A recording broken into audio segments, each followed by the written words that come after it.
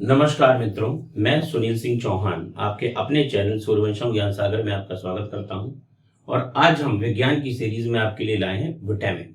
तो ध्यान दें, विटामिन शब्द का प्रयोग सर्वप्रथम सी फंक द्वारा किया गया था 1911 में। तो विटामिन शब्द का प्रयोग सर्वप्रथम किसने किया था? सी फंक ने किया था और 1911 में किया था। अब देखिए मित्रों, कभी कभी होता क्या है कि विटामिन सीधे भी पूछ लिए जाते हैं और रासायनिक नाम से भी पूछ लिए जाते हैं। तो विटामिन ए का रासायनिक नाम रेटिनॉल, या अगर रेटिनॉल प्रश्न पत्र में ना रहे तो एक्सेरोफाइटॉल। तो रेटिनॉल या एक्सेरोफाइटॉल।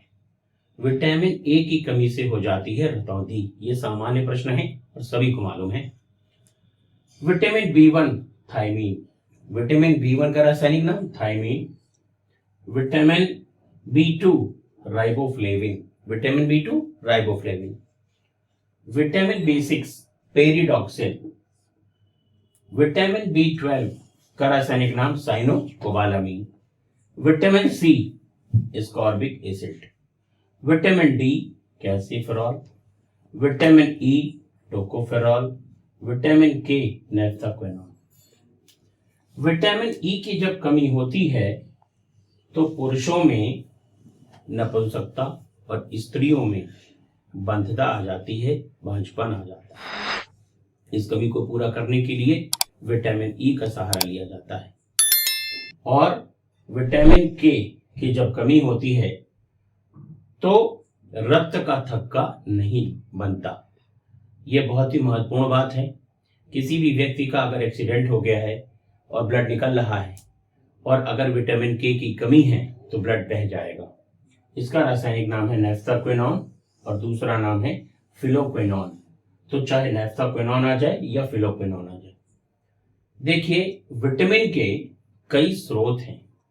अंडा, दूध, मछली, विभिन्न प्रकार के फल, सब्जियां। जैसे विटामिन सी, ये खट्टे फलों में आपको प्राप्त होता है। ठीक है, आंवला इसका प्रचुर स्रोत है।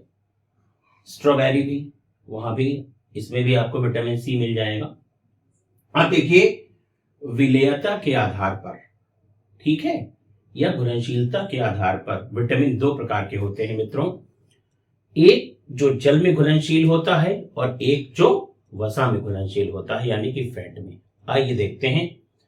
तो vitamin A, vitamin D, vitamin E और विटामिन के, ये आपके मित्रों वसा में घुलनशील है, यानी कि फैट में घुलनशील है। वसा में घुलनशील, वसा में घुलनशील।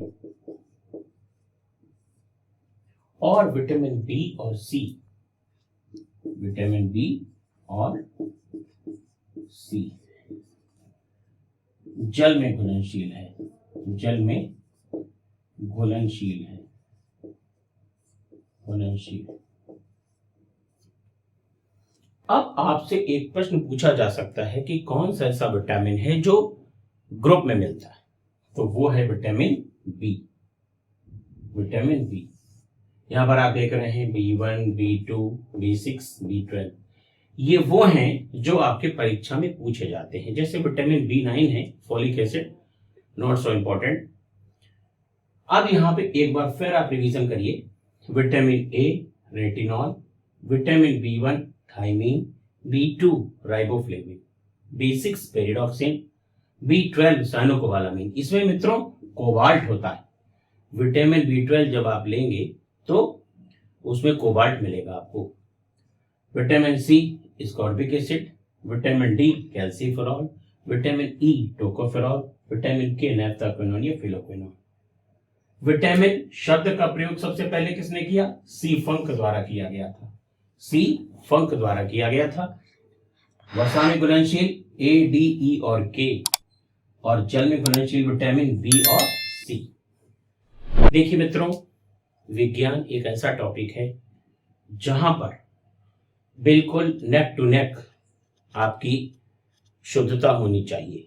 नेक टू नेक शुद्धता का मतलब यह है कि जो प्रश्न आपसे पूछा जा रहा है उसकी विश्वसनीयता हो और वो बिल्कुल सही हो और आयोग उस पर आपको नंबर दे। आपको विज्ञान से डरने की कोई आवश्यकता नहीं है क्योंकि ये सामान्य विज्ञान है। आप न्यूटन के नियम जानते हैं, लेकिन अगर ये नहीं जानते कि न्यूटन किस देश के थे तो परीक्षा भवन में आपका प्रश्न गलत हो सकता है। मित्रों, एकेडमिक पढ़ाई बिल्कुल अलग है और कंपटीशन की पढ़ाई बिल्कुल अलग है। कुछ लोगों ने मुझसे कहा कि आप बोर्ड पर लिख करके पढ़ाइए, लेकिन मैं जानता हूं आपके पास समय बहुत कम है, इसलिए मैं पहले से लिख करके रखता हूं ताकि आप स्क्रीनशॉट भी ले लें और इसको अच्छे से तैयार करें। मेरा कोई उद्देश्य नहीं है आपके समय को खराब करने का। बस नमस्कार मित्रों, आज के लिए इतना ही।